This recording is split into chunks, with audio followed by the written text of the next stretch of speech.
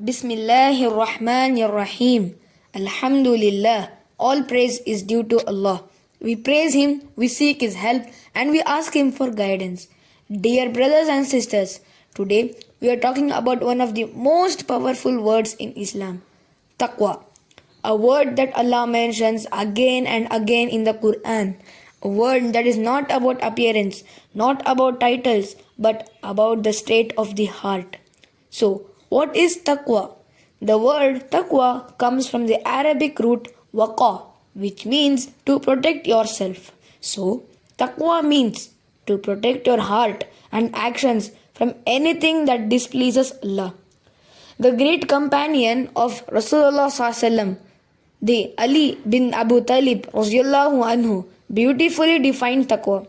He said, taqwa is fearing Allah, acting upon the Qur'an, being content with little and preparing for the day of judgment. Allah Himself tells us in the Qur'an, and take provision, but indeed the best provision is taqwa. This tells us something very important. Money is not the best provision. Knowledge alone is not the best provision, but taqwa is. So brothers and sisters, how does taqwa feel? Taqwa is not just knowledge in the mind, it is a feeling in the heart. It is that uncomfortable feeling when you lie. It is that regret after a sin. It is that voice inside you that says, Allah is watching. Taqwa is what stops you from sinning when no one else can see you. Because people may not see you, but Allah always does. Allah says in the Qur'an, does He not know that Allah sees? So, this is a pure example which defines taqwa, the thorny path example. One of the companions of Rasulullah SAW explained taqwa with a beautiful example. He said, imagine you are walking on a road full of thorns. What do? You walk carefully, you lift your clothes, you avoid every thorn you can. Exactly, that is taqwa. Sins are the thorns and the life is the path. The person of taqwa is alert, not careless. Small sins matter because mountains are made of small stones. So, who are the people of taqwa? The people of taqwa are the Muttaqoon.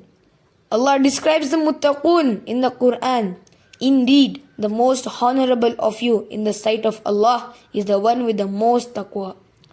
So, the people of taqwa, they speak truth, promises real help to the people of taqwa. Allah says in the Qur'an, whoever fears Allah, He will make a way out for him and provide for him from where he does not expect.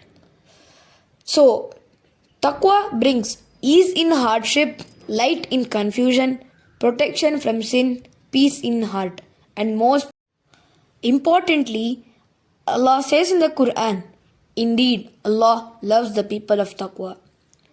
What greater success is there than being loved by Allah? So how do we build this taqwa? First is self-accounting. Ask yourself every day, did this please Allah? Second, sincere repentance. Never delay returning to Allah. Third, consistency in worship, even if small. Fourth, good company, because hearts are affected by who we sit with. And always make this dua, O Allah, grant our souls their taqwa and purify them. Comment Ameen, so that this comes also into our account. To conclude, dear brothers and sisters, taqwa is not about being seen as religious.